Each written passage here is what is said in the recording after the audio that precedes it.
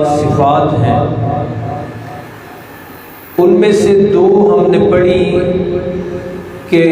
اصل مومن صحیح معنوں میں سچا مومن وہ ہے کہ جب اس کے سامنے اس کے خالق، اس کے مالک اللہ کا نام آ جائے، ذکر ہو جائے، تو اس کا دل ڈر جاتا ہے اور وہ کانپ جاتا ہے۔ اور دوسری صفت سچے مومن کی یہ پڑھی کہ جب اس کے سامنے اللہ کے قرآن کی آیات تلاوت کی جاتی ہیں تو اس کے ایمان میں اضافہ ہوتا ہے، اس کا ایمان اور مضبوط ہوتا ہے۔ تیسری صفت آج ہم نے پڑھنی ہے، اور یہ ہم پڑھ اس لیے رہے ہیں کہ قرآنی آئینے اور شیشے میں کھڑے ہو کر ہم اپنا کردار سنوار اور سجا سکیں، دیکھیں کہ کون سی صفت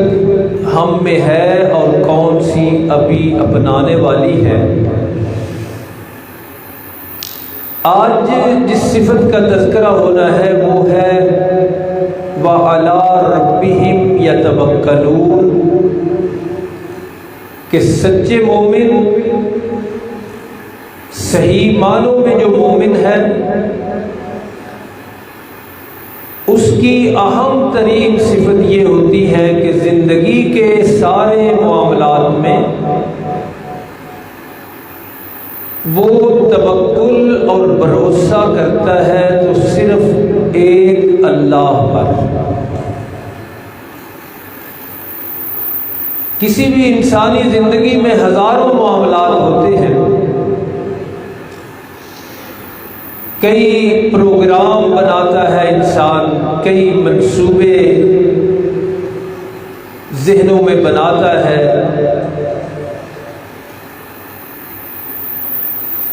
تو انسانی رویے مختلف ہیں۔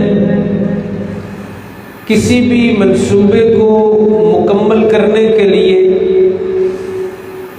بہت سے لوگ بھروسہ کرتے ہیں اپنی ذہنی قوتوں پر،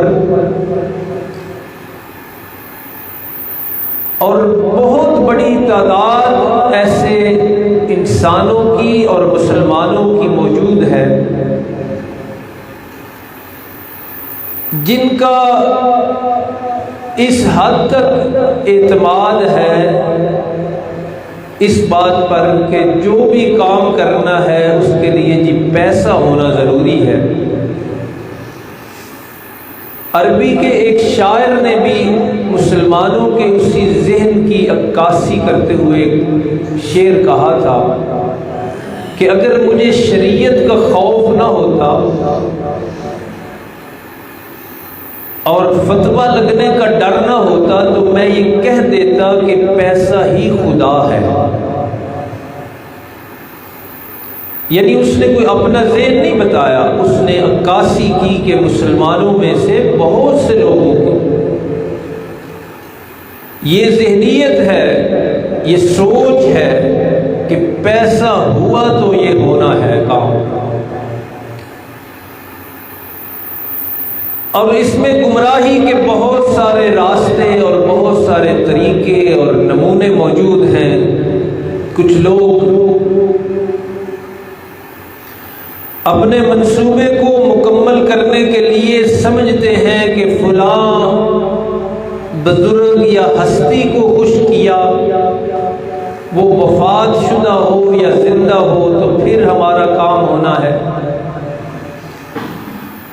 اور اس میں پھر باریکی اتنی ہے اور تاریکی اتنی ہے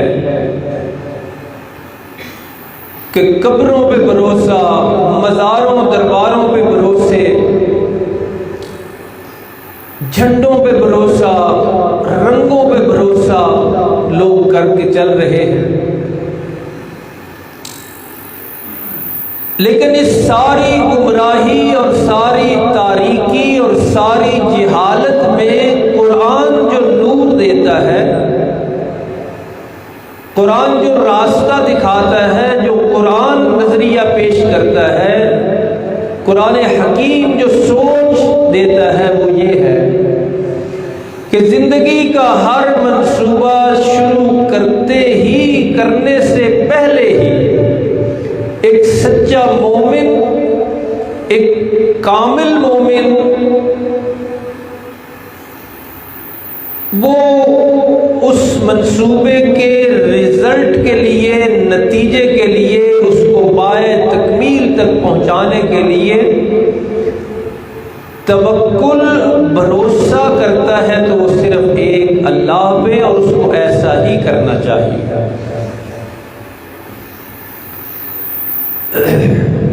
اور حضرات انبیاء علیہ الصلوۃ والتسلیم کہ پھر عملی نمونے ہمارے سامنے اور ان کے اقوال ہمارے سامنے موجود ہیں۔ 13ویں سپارے میں اللہ تعالیٰ نے ذکر کیا کئی نبیوں کا کہ نبی اور انبیاء علیہ الصلوۃ والتسلیم جب تشریف لاتے تھے تو ہر نبی کو مزاحمت کا تو سامنا کرنا ہی پڑا، مقابلہ ہوا، رکاوٹیں پیش آئیں۔ کتنا سچا مشن تھا، کتنا سچا مشن تھا اللہ کی توحید کا پیغام پہنچانا، لیکن کسی نبی نے بھی اتنے اہم کام کے لیے نہ افرادی قوت پہ بھروسہ کیا کہ بندے زیادہ ہوں تو میں کام شروع کروں، اور نہ اپنی قوت بازو پہ بھروسہ کیا، اور نہ کسی برادری اور جمعیت اور خاندان اور فیملی پہ بھروسہ کیا،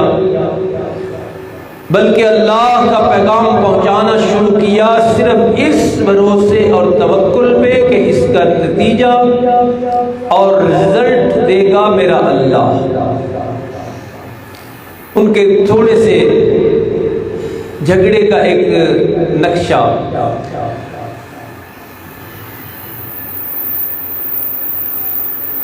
جہاں سے میں پڑھ رہا ہوں، اس سے پیچھے ان کا تفصیلی تذکرہ ہے، قوموں کے ساتھ گفتگو ہے۔ انہوں نے کہا کہ تم بھی ہم جیسے انسان ہو اور کہہ رہے ہو ہم نبی ہیں، تو ان کا جواب دیا پیغمبروں نے، قالت لهم رسلهم ان نحن الا بشر مثلكم۔ انہوں نے بڑا اعتراض کیا کہ تم بھی انسان، ہم بھی انسان۔ پیغمبروں نے جواب دیا، ان نحن الا بشر مثلکم، اس میں تو شک ہی کوئی نہیں، تم بھی انسان ہو، ہم بھی انسان ہیں،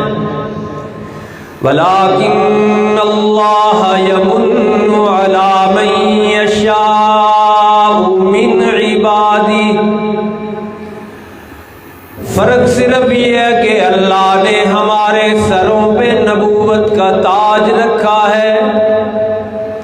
اللہ نے ہم پر خاص فضل فرماتے ہوئے نبی بنایا ہے ہمیں۔ وما کان لنا ان نأتیکم بسلطان الا باذن اللہ، ہم سے معجزوں کا مطالبہ کرتے ہو، نشانیوں کا مطالبہ کرتے ہو کہ نشانی دکھاؤ تو ہم نبی مانیں گے، ہمیں معجزہ دکھاؤ تو تب تمہیں نبی مانیں گے۔ معجزہ دکھانا، نشانی دکھانا یہ ہمارے بس میں نہیں، یہ اللہ کا کام ہے۔ وما کان لنا ان نأتیکم بسلطان الا باذن اللہ، جو بھی نشانی دکھائیں گے ہم حکم اللہ کا ہوگا، جو معجزہ بھی ہمارے جسموں سے ہمارے ہاتھوں سے ظاہر ہوگا، اس کے پیچھے حکم اور آرڈر اللہ کا چل رہا ہوگا، اور اس ساری کشمکش میں جو ان کی پالیسی ہوتی تھی، جس طرح انہوں نے چلنا ہوتا تھا پیغمبروں نے، وہ واضح کیا۔ فرمایا وَعَلَى اللَّهِ فَلْيَتَوَكَّلِ الْمُؤْمِنُونَ،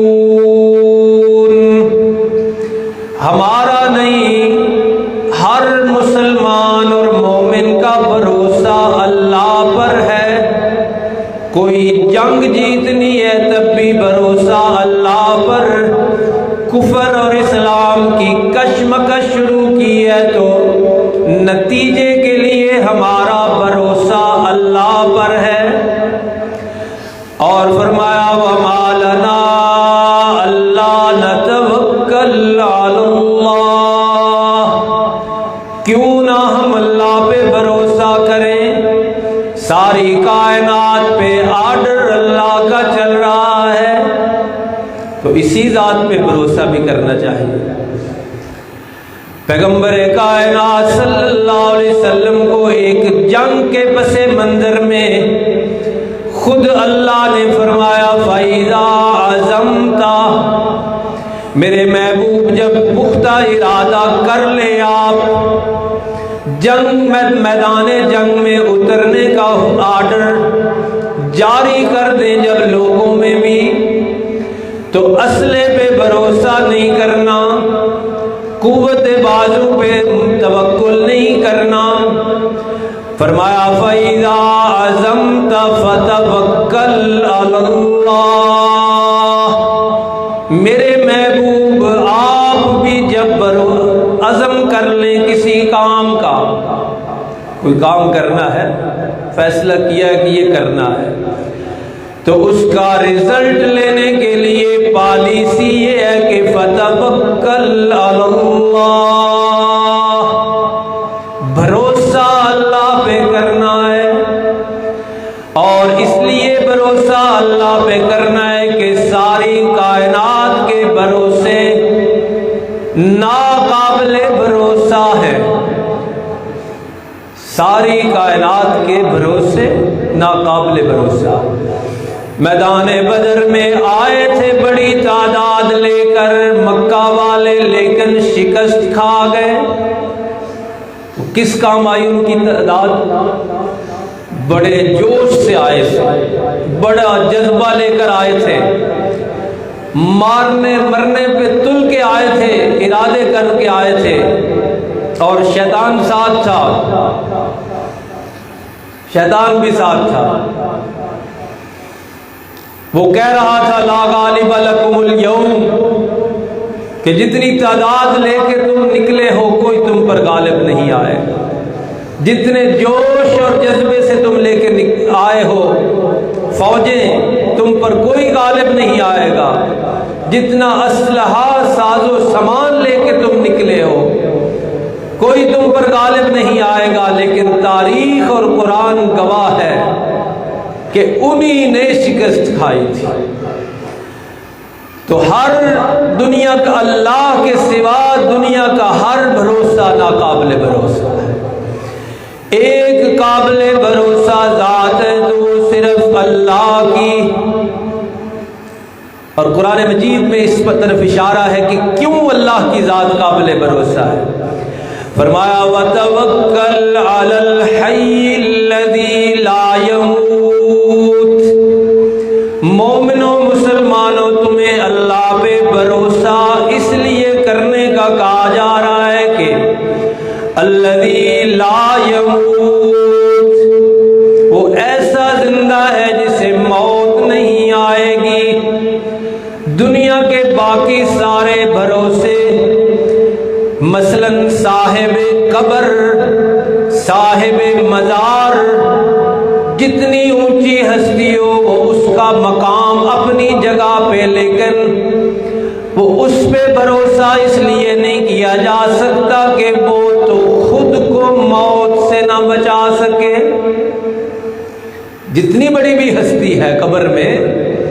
وہ تو خود موت سے اپنا دامن نہ بچا سکا، اس کے پہنے ہوئے کپڑے بھی لوگوں نے اتارے اور چارپائی پہ لٹا کے قبر کے حوالے کر دیا۔ وہ کس طرح قابل بھروسہ ہے؟ اس لیے اللہ نے اس طرف خاص اشارہ کیا کہ میرے محبوب مکرم وتوکل علی اللہ، اللہ پہ بھروسہ کیجئے، وتوکل علی الحی الذی لا یموت، اس ہستی پر، اس اللہ پہ بھروسہ کیجئے جو ازل سے زندہ ہے اور تا ابد زندہ ہے، لا یموت، اسے موت نہیں آنی۔ گویا آیت وضاحت کرتی ہے، رہنمائی کرتی ہے کہ ساری طاقتیں ناقابل بھروسہ، اللہ کی طاقت ایسی ہے جس کا کوئی مقابلہ نہیں کر سکتا۔ اس لیے سچے مومن کو بھروسہ اللہ پہ کرنا چاہیے۔ ساری حکومتیں ناقابل بھروسہ، اللہ کی حکومت ایسی ہے جس کا کوئی مقابلہ نہیں کر سکتا۔ اور قرآن نے مزید وضاحت کی ہے اسی جگہ پہ چوتھے سپارے میں، فرمایا اللہ پہ بھروسہ میں تمہیں اس لیے کہہ رہا ہوں کرو، اس لیے اللہ رب العالمین پہ بھروسہ کرنا ہے، ہر منصوبے میں، ہر پروگرام میں، اپنے ہر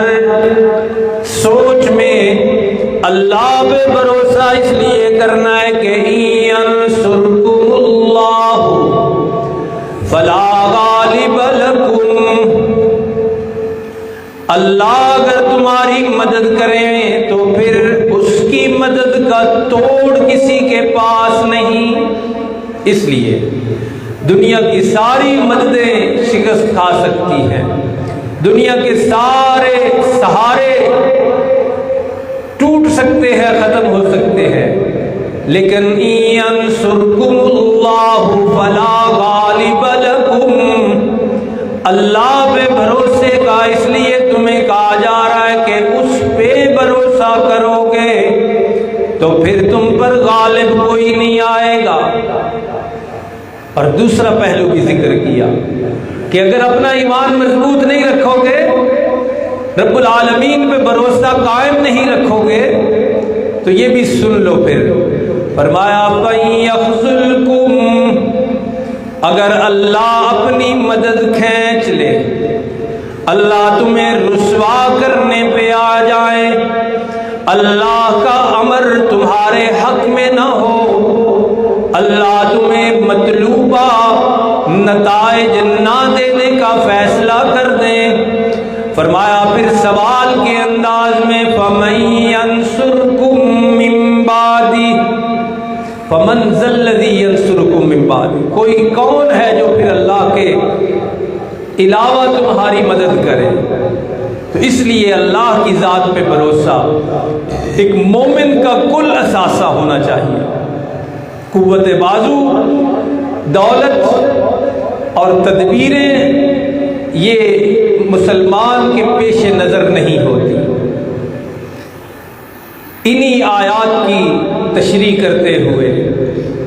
اقبال نے کہا تھا نا کہ کافر ہے تو شمشیر پہ کرتا ہے بھروسہ، بھروسے کا لفظ وہاں اس نے استعمال کہ کافر کا کام ہے ان چیزوں پہ بھروسے کرنا، مومن ہے تو بے تیغ بھی لڑتا ہے سپاہی۔ گزشتہ جمعے بھی میں نے عرض کیا تھا کہ کافر اور مسلمان کی جنگ میں یہی فرق ہے، اور ہماری ساری تاریخ ہمیں بتلا رہی ہے کہ بھروسہ مشینوں پہ، اوزاروں پہ، اسلحہ پہ کرتا ہے تو کافر کرتا ہے، مسلمان نہیں کرتے۔ مسلمانوں کا ایمان جس چیز پہ مضبوط ہونا چاہیے وہ اللہ کی ذات ہے۔ پھر اللہ میدان بدر کے نقشے بھی دکھاتا ہے، میدان احد میں بھی، اور ان غزوات میں تو اللہ کے محبوب بنفس نفیس موجود تھے نا۔ آپ کی دنیا سے تشریف لے جانے کے بعد بھی صحابہ نے جنگیں لڑی ہیں، ایک طرف ہزاروں، ایک طرف لاکھوں، ایک طرف اسلحہ کے انبار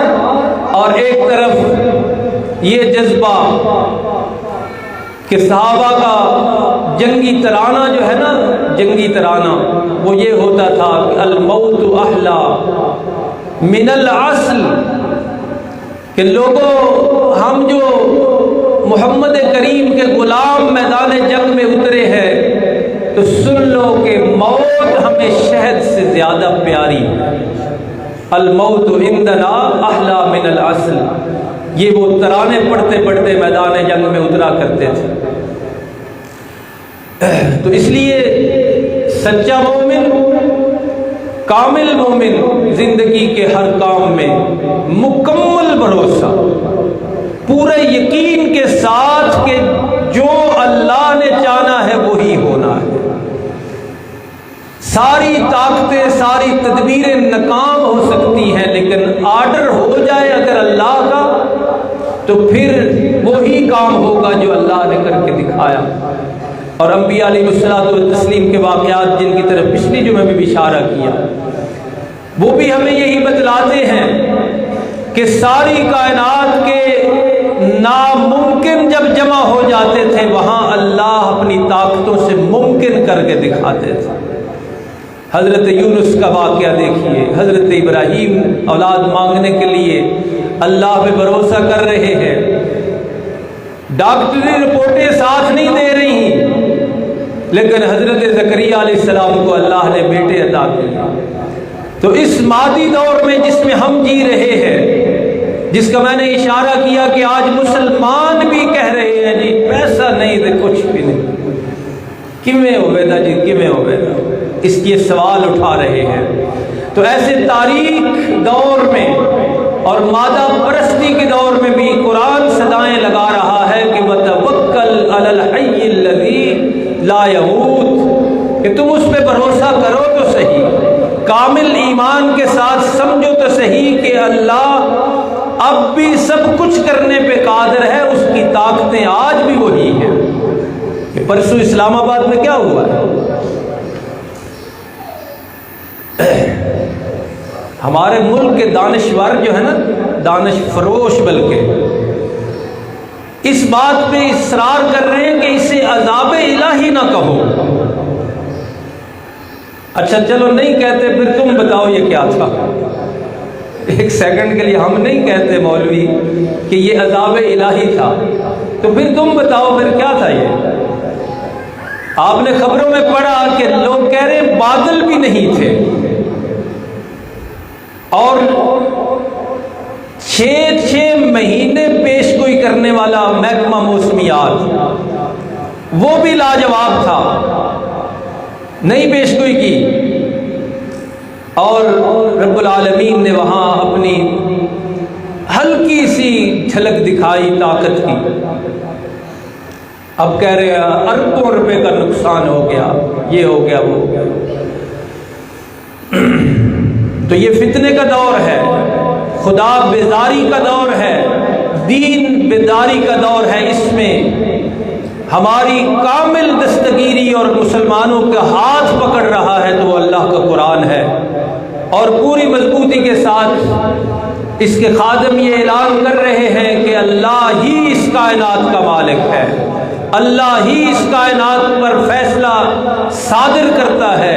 اس کائنات پہ فیصلے صرف ایک اللہ کے چل رہے ہیں۔ دنیا کفر مادیت کا جتنا مرضی طوفان برپا کر دے، مسلمانوں کے ذہنوں کو بھی چینج کر دے کہ مسلمان بھی سمجھنے لگے کہ تعداد ہوگی تو فتح ہوگی، اسلحہ ہوگا تو فتح ہوگا، تدبیریں ہوگی تو فتح ہوگی، یہ مسلمان بھی اگر کہنے لگ جائیں پھر بھی اللہ کا قرآن کہتا ہے کہ نہیں، ساری طاقتیں بے طاقت ہو سکتی ہیں، ساری قوتیں کمزوری کا لبادہ اوڑھ سکتی ہیں، لیکن اللہ کی طاقت، اللہ کی قوت، اس کو کوئی شکست نہیں دے سکتا۔ تو ہم اپنا کردار واضح کرنا چاہتے ہیں اور سنوارنا چاہتے ہیں، زندگی کے نجی معاملات سے لے کر قومی اور عالمی معاملات میں قرآن ہماری رہنمائی کرتا ہے کہ اللہ پہ بھروسہ کرو، اور کتنے صاف الفاظ میں، کتنا واضح اعلان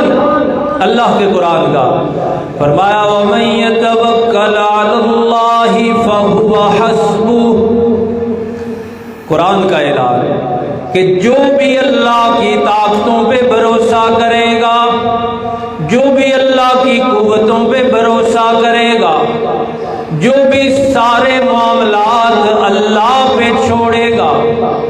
انفرادی معاملہ ہو، نجی معاملہ ہو، قومی معاملہ ہو یا عالم اسلام کا کوئی معاملہ ہو، وَمَن يَتَوَکَّلْ عَلَى اللَّهِ، جو بھی اس لائن پر آئے گا کہ اللہ پہ کام چھوڑے گا، باغ اللہ کے ہاتھ میں دے گا اپنی۔ قرآن کہتا ہے فَهُوَ حَسْبُهُ، اللہ اس کو کافی ہو جائے گا۔ یہ ایمان پہلے سے بڑھانا چاہیے، پہلے سے مضبوط ہونا چاہیے مسلمان کا۔ اپنے پیغمبر کائنات، اپنے محبوب مکرم صلی اللہ علیہ وسلم کو بھی انہی جیسے حالات میں اللہ نے فرمایا یا ایھا النبی،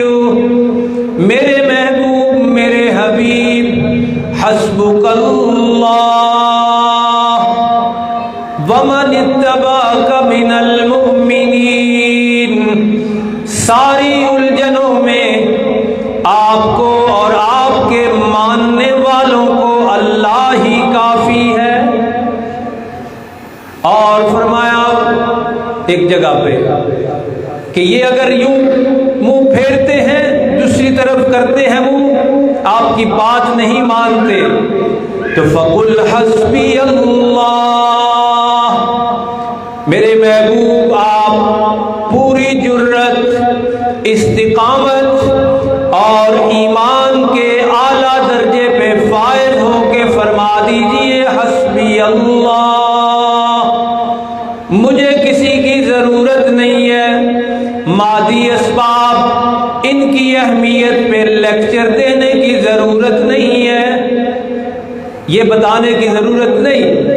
بلکہ فرمایا فَقُلْ، میرے محبوب آپ کہا کیجئے حسبی اللہ، مجھے اللہ ہی کافی ہے۔ اور وہاں بھی توکل کی بات، علیہ توکلت، اس لیے اللہ کافی ہے کہ میرا بھروسہ بھی صرف اسی پر ہے۔ تو یہ مومن کی تیسری صفت ہے جس کا خلاصہ جو ہم نے اپنے کردار بنانے کے لیے سمجھنا ہے وہ یہ ہے کہ زندگی کے ہر معاملے میں رزلٹ لینے کے لیے، نتیجہ لینے کے لیے، کامیابی حاصل کرنے کے لیے اور مطلوبہ مقاصد حاصل کرنے کے لیے سچا مومن صرف اور صرف ایک اللہ پہ بھروسہ کرتا ہے۔ مادی اسباب اور اسی طرح شرکیہ کام کہ اپنے مطلوبہ خواہشات کی تکمیل کے لیے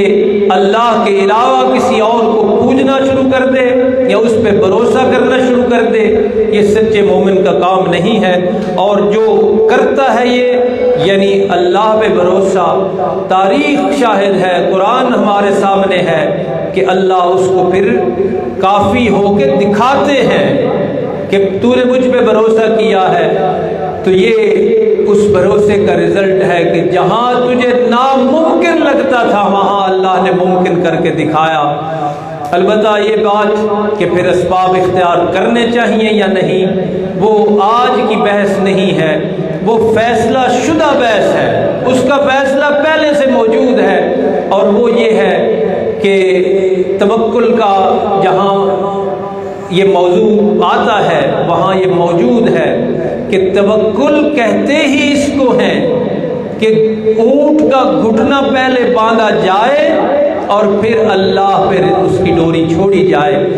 اسباب اختیار کرنا اور اسلحہ کی تیاری اور اپنے ذاتی معاملات میں بھی جو چیزیں ضروری ہیں کسی کام کے لیے ان سب کو اختیار کرنا، یہ بھی